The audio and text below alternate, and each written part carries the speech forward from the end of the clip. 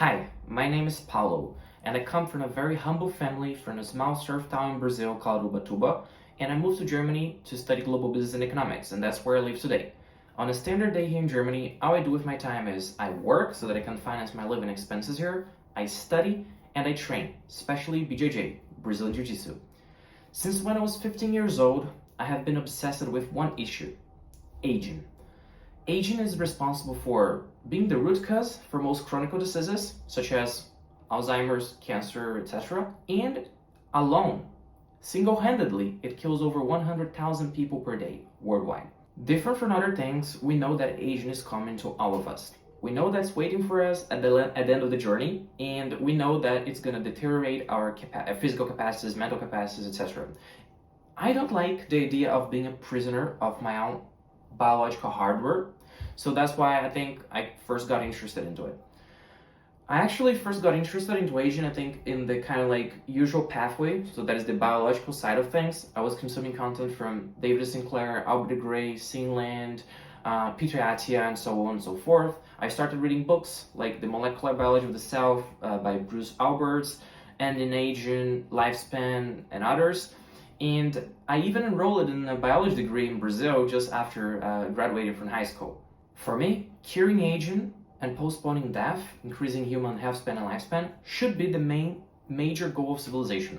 For me, it's too crazy that this topic is not as mainstream as it should be. I know that in the last couple of years, since 2021, we have seen like a few big investments in biotechs that are focused on fighting against aging, mainly for the ones that are working with partial reprogramming, but this topic is still very far away from being mainstream. So besides capital, I think another bottleneck that the field has is the lack of dedicated talent. So I think we should be able to attract some of the brightest minds in the world, and I think that still has not happened. And I think one thing that has happened though is that there is a lot of hope in the whole field, maybe driven by Brian Johnson, but in general I think it's widespread, that AI and the development of AI alone on itself is going to be able to take us, humanity, to what's called longevity escape velocity, and then fix the problem of aging and death. I think the hope, or such a big hope, on AI alone solving this issue for our generation is misplaced. I believe that for my generation, the Gen Z, we might not very likely see the biggest benefits of AI for health span, lifespan. I think we should probably be looking at and working more strongly on something more realistic. I noticed that the best ROI of my time and effort on this planet for the next 60 years is going to be on working on something that actually can be beneficial for my generation. I think it's kind of like unanimous that everyone agrees that technology continues to develop itself throughout time, and at some point in the future we're going to be able to cure aging and rejuvenate ourselves and everything. Yeah, I think most people would probably agree that if you just give them a very long time frame, hundreds of years from now, yeah, civilization is going to be able to cure aging. Okay, but I would like people who are alive now to be able to experience those improvements and to see the future. So I think that cryopreservation as a plan B for civilization should be taken a lot more seriously, because it has a non-zero chance of working, and I think it's worth it to bet on it. Because if the very positive scenario happened where AI is solving an issue, or one of these labs that raised billions of dollars to do partial reprogramming, or a new thing comes up and solves aging, well, great, amazing, fantastic, that's what I want, I hope that happens.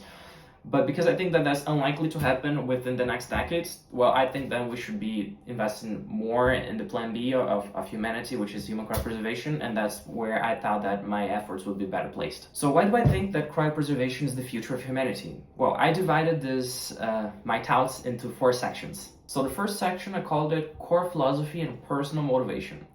I believe that it is a moral obligation of civilization to save lives. If you can save lives, you should do so, individually and as a civilization. I think that each individual consciousness should continue to exist. So that's kind of like the moral and philosophical foundation for my belief in extending life, and in this case, in cryopreservation. There's this actual philosophical branch called Cosmicin that I actually found out not so long ago. It emerged in Russia, 19th century, and I was surprised to see that a lot of what it describes is actually quite aligned to what I believe. And actually, it's crazy to think that 200 years ago, there were some minds already concerned with issues that were very far away in terms of technology for them to solve, but they were still interested in it, and I'm still interested in it now. It's good and bad, because, it's good that I'm not lonely minding history, but it's bad that we have been interested in those issues for a long time and they haven't been solved just yet. But yeah, I think what Cosmos and ours is that we should be saving our lives that we can, either in the present, in the future, or in the case of being physically possible, even previous generations. And I really like that kind of like philosophical branch for as far as I have read about it. And another thing is that many people will argue that you should not be afraid of dying and you should just live life. I 100% agree with that. I think loving life is not the same thing of being afraid of being dead. I think you should be able to enjoy life as much as possible. I'm now in for like parachuting and doing all the kind of like risky, dangerous things that give us an adrenaline pump and make life a better experience, like experience new things and just enjoying life. I love that. But I do think that if you can use technology existent or develop new technologies to solve a problem that you think that is real, then you should do so. Like if you can simply work on something like aging and solve it, or cryopreservation in order to be able to have aging solved to you in the future, well, amazing. I think you should be able to love life and at the same time work to have a longer experience and better experience on this planet. Well, the second section here is going to be the scientific rationale and the proof of concept. I think that's something that puts things a little bit more tangible for us. So I think the main paper that has been released recently in the field is this paper from 2023, where researchers found that they could extract the kidneys from rats, vitrify it, so put the kidneys through a process of vitrification, and then after 100 days, rewarm it and put it back to the rats. In this case, it worked. So it is some proof that it's possible to vitrify organs of a mammal, and then the organs will continue to work after rewarming. I think that's a great signal to the possibility of cryopreservation working. There are no physical laws that prohibit cryopreservation or rewarming after vitrification to work, so that's a good thing. Then another thing is that we have a few use cases for cryopreservation that could be commercially interesting, so that they can pump even more people to work in the sector. One is biobanking, because of course there are organs in the transplantation sector that need to be preserved for some time before they can be passed from one person to the other.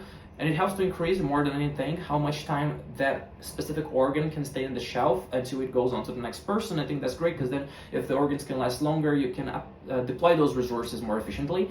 So that would be a great thing. And of course, cryopreservation is also used for oocytes, which are in the reproduction, like human reproduction industry. And I think there is probably the main use case for vitrification today and for cryopreservation as a whole. If you search cryopreservation on Google, that's the first thing that's going to show up. And then there are a few other kind of like possible usabilities for cryopreservation. One of them is the sci-fi idea of cryosleep.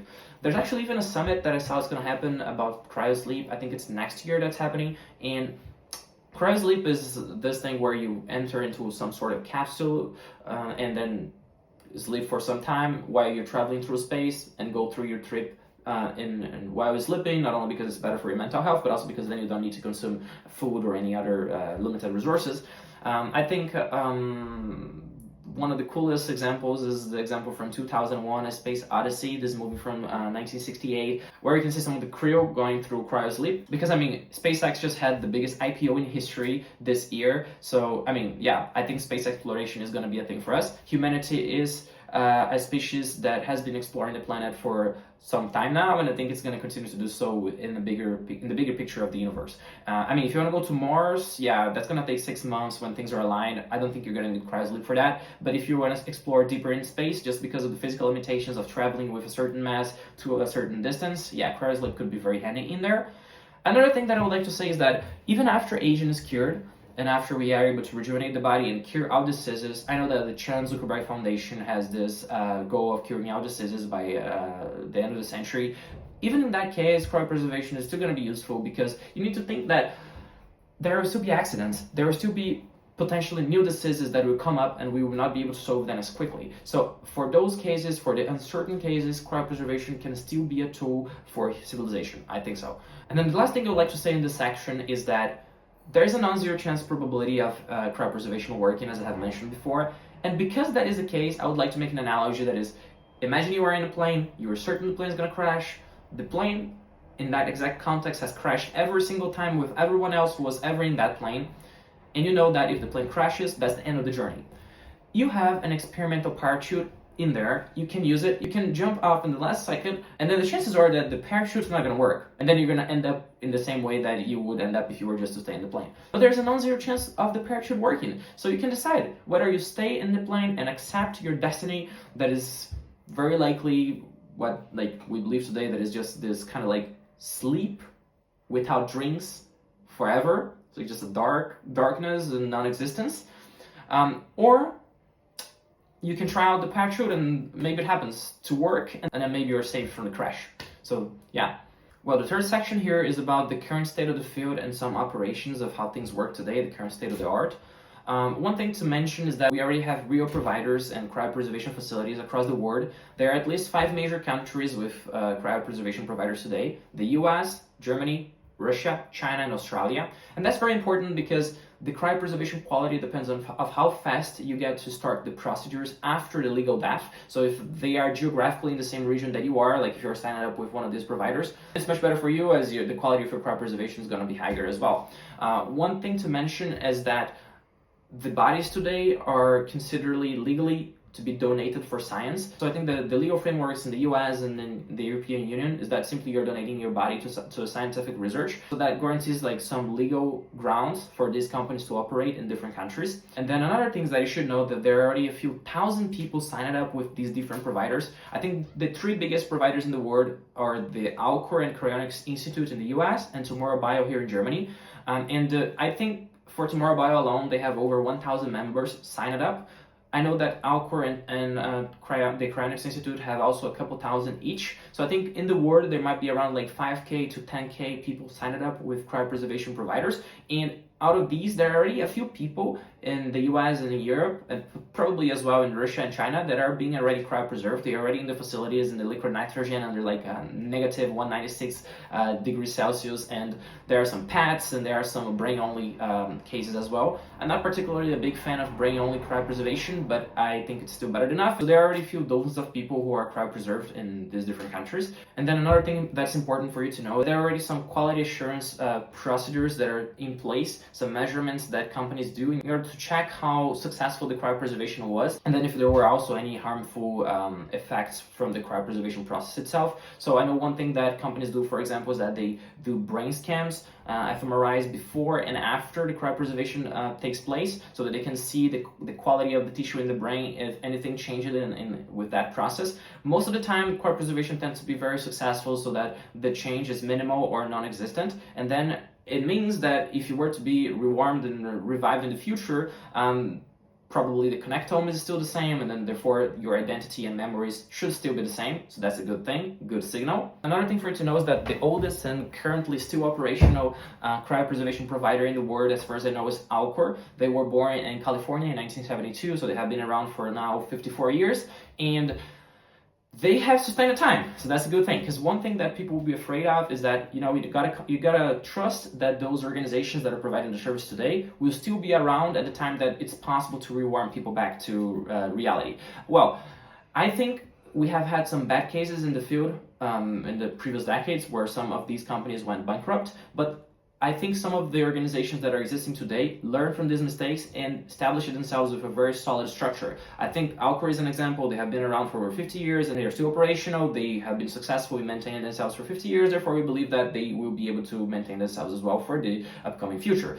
Another organization that I think that has a really good business economics, or like they're a non-profit foundation, but they have a very good in place financing structure, is called the European Biosciences Foundation. Their headquarters is in Switzerland and have the biggest facility in the whole Europe. And they do a really good job in having in place a self-sustaining mechanism. So for example, you pay over 200K today euros to cryopreserve yourself whole body, and they are able to invest that money. As far as I know, they always guarantee that the principal is never used or barely used for any of the cryopreservation processes, to pay for personnel, to pay for the CPAs that are used during the cryopreservation process, to pay for liquid nitrogen. They usually use the interest from the principals that they have received and invested. So they created some very interesting, solid financial structure to guarantee that they won't run out of money anytime soon. In the future, of course, we believe that the technology for cryopreserving people is going to be better than what it is in the present, just because of the natural progress of technology.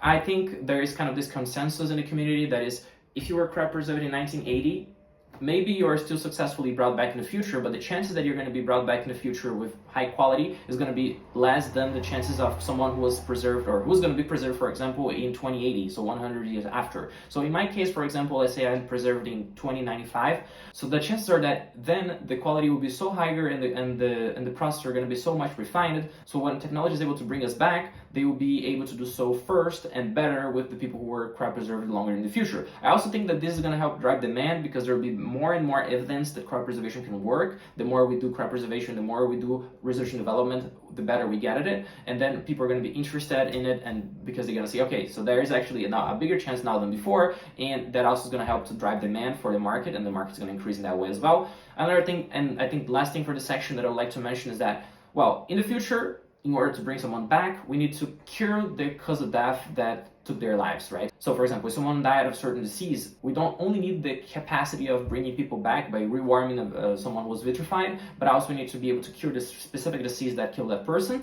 So I think someone is only going to be brought back under those conditions. And then of course, if someone died just because of aging, we need to be able to rejuvenate that person in order to bring them back, because then we bring them back and they're old and gonna die again. That does not make any sense. So we need to be able to solve the problem that first made then go through cryopreservation.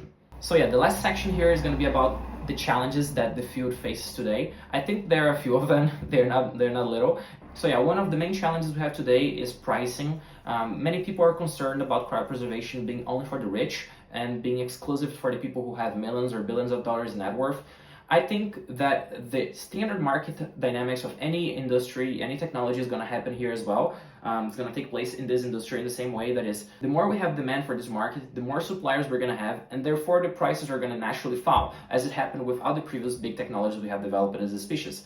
Another thing is, I know that there are many people against cryopreservation, even though I don't think that's the majority of people. I know that there are many people against anyone being able to do this, but I do think that naturally, just by the standard normalization of technology that happens in our society, when people start actually seeing evidence that this works and more and more people start signing up, people are going to see their friends and family signing up for this, and then they're going to be like, okay, I wouldn't like to die tomorrow, therefore I'm going to be signing up as well. I just think that because I think if you ask anyone who is 90 years old, even though people are always saying like, oh, I'm okay with dying when I'm 90 years old, 100 years old, or whatever. If you ask someone who's 90 years old, who's living a good life, who's healthy, and with lovable people around them, like families and friends, they are not going to be saying, I think I would like to die tomorrow. They're going to be saying like they would like to die, like, let's say 10 years from now. And then you ask them again in 10 years, they won't say, hey, I would like to die today. No one's going to say that. People are going to choose life. And I think that's going to be like a social drive for people to adopt cryopreservation. And then I think that's going to kind of help with the normalization of the concept for most people. And then another thing to say is that there are two big technical challenges today in the field. The first one, and maybe the top priority of the field in terms of the technical development that it needs, is the capacity of rewarming a vitrified body successfully, probably with nanotechnology. And then the second one is simply having a better quality cryopreservation process. The CPAs we have today are still toxic to our cells, so we should be able to improve that as well, so we can have high quality cryopreservation and then a capacity of rewarming people. These are the two core technical challenges that the field faces. Of course, there will be a lot of other challenges philosophically, in terms of bioethics, in terms of technology, of course. And I have watched a lot of sci-fis. I know that things can go south, but I still think that cryopreservation is necessarily the future of civilization. It's going to happen regardless of if we like it or not. And I think more than that, I think it's definitely net positive for civilization. It's going to help people to have less suffering, to extend their experience on this planet, and I think that's great. I think that's absolutely net positive for us, and I will definitely be part of this. I'm definitely dedicating my next steps in life, and hopefully the next decades of my life to work on this problem. One thing you might be wondering is, what the hell have I done so far? One thing I have done is I have last year interned at Tomorrow Bio, which is the biggest cryopreservation provider here in Europe. I have also published the first author paper on PLOS ONE. PLOS ONE is one of the largest journals in the world by volume. They are the guys who basically created the concept of open science. I have published this article that was the first research on the public opinion of Switzerland in relation to cryopreservation, and that was very important because the biggest facility here in Europe for cryopreservation is in Switzerland. So we researched the population to understand what people think about cryopreservation. What we found is that there's a high level of permissibility. So people think in this way, you do you. So if you want to do cryopreservation, you should do so. It does not mean that most people are interested in doing cryopreservation themselves. That's not the case. But people are okay with others doing that. And I think that's important because then we have a good argument if there is ever a political issue here, to say, hey, people are okay with this, should not block this from happening in your jurisdiction. So I think that's important. And I think, yeah, eventually cryopreservation might become a political problem, so it's important to have research on what people actually think. Another thing I have been doing is that I have been, since like 2024, producing some content on X. I haven't been very active recently, but I decided to start this channel exactly for the same reason, to increase awareness of the field. I have also recently came up with this platform called Cryo, and here I just intend to have a platform where I can gather some information for professionals, such as databases, vitrification protocols, and things of the sort, and for applied futurists. I like to call them applied futurists because you're not only watching the future be built, but you're actually being part of it actively, and that's where we're going to have some discussions about economics, about the bioethics of the field, about funding, about the organizations that are currently working on this.